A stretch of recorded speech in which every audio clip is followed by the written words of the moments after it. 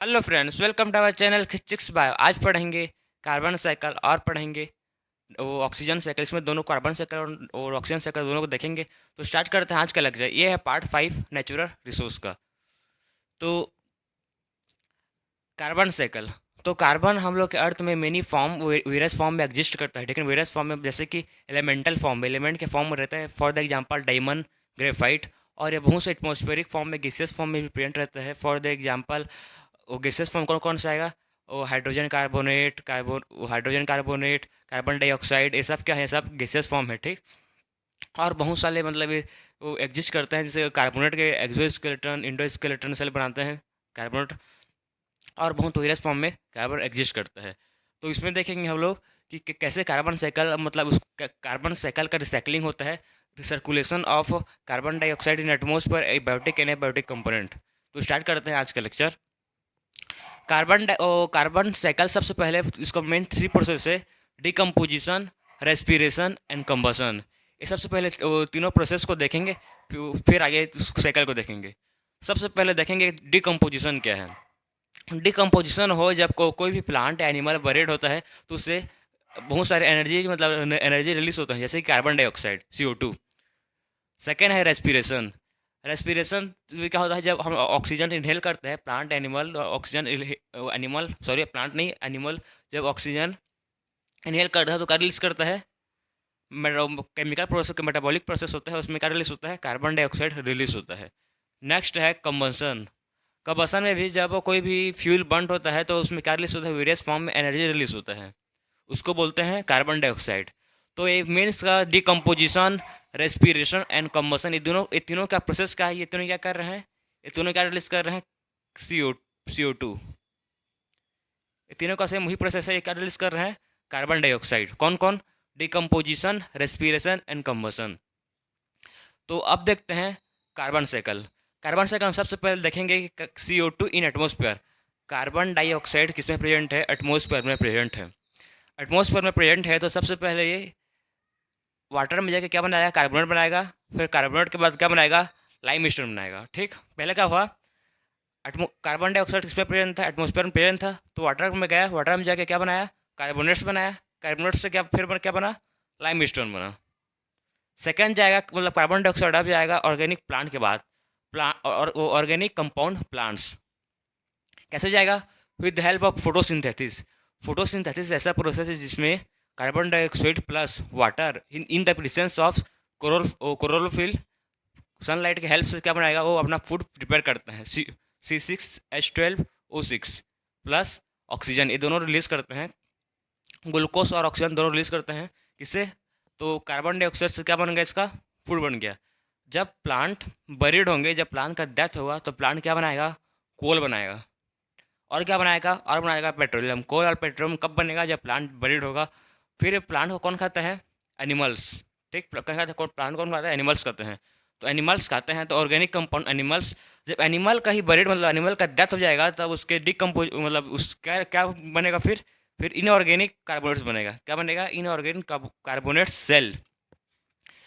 फिर से जब ये ऑर्गेनिक मतलब प्लांट एनिमल्स का ऑर्गेनिक कंपाउंड एनिमल्स का जब फिर से डेथ हो जाएगा, ठीक है ना, तो डिकम्पोजिशन एंड रेस्पिरेशन से क्या बनाएंगे ये? फिर किसमें फिर से बनाएगा? Carbon dioxide.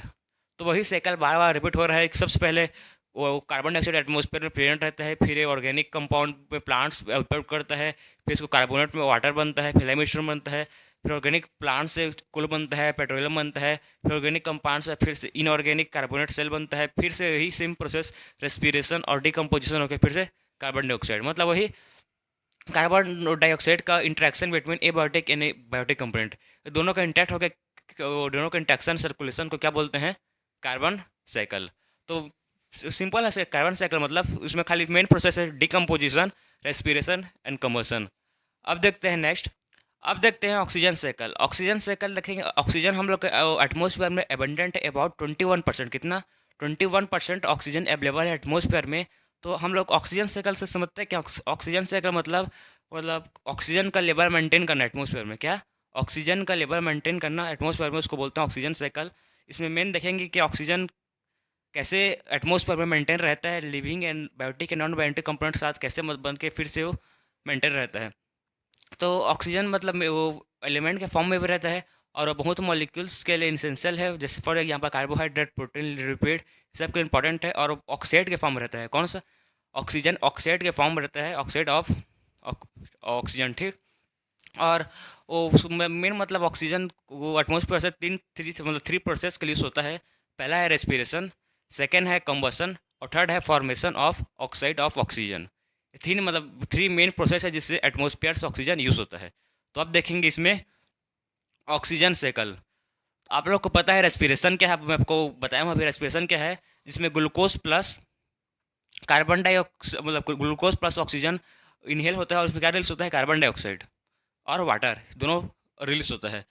तो सबसे पहले देखते हैं आप एटमॉस्फेरिक ऑक्सीजन।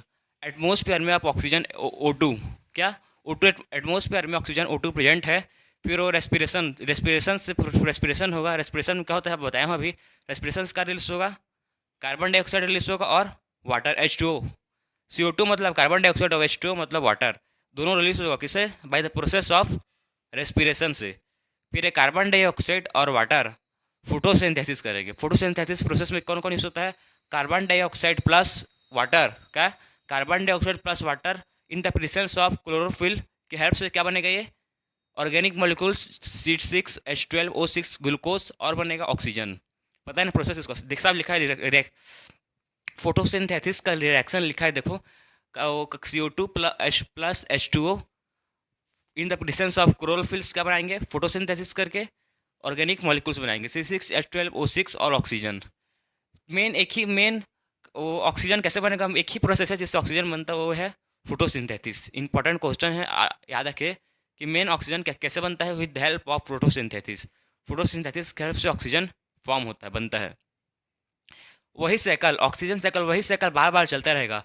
एटमॉस्फेयर में ऑक्सीजन आएगा, फिर रेस्पिरेशन होगा, रेस्पिरेशन से क्या बनेगा? कार्बन डाइऑक्साइड बनेगा, वाटर बनेगा, फिर फोटोसिंथेसिस होगा, फोटोसिंथेसिस से फिर से ऑर्गेनिक मॉलिक्यूल्स C6H12O6 और एटमॉस्फेरिक ऑक्सीजन बनेगा। वही प्रोसेस चलता रहेगा। इसी प्रोसेस को साइक्लिंग प्रोसेस को बोलते हैं ऑक्सीजन साइकिल, ठीक। क्या बोलते हैं? Oxygen cycle. सिंपल है, ये सबसे आसान है ऑक्सीजन साइकिल, समझना इसको। कुछ नहीं है ना इसमें, खाली और रेस्पिरेशन हो रहा है। एक पहला स्टेप रेस्पिरेशन, रेस्पिरेशन से क्या बन रहा है? वो CO2 H2O, फिर उससे फोटोसिंथेसिस करके ऑर्गेनिक मॉलिक्यूल्स बन जा रहा है। खाली एक ही दो स्टेप में कंप्लीट हो जा रहा है, सिंपल है।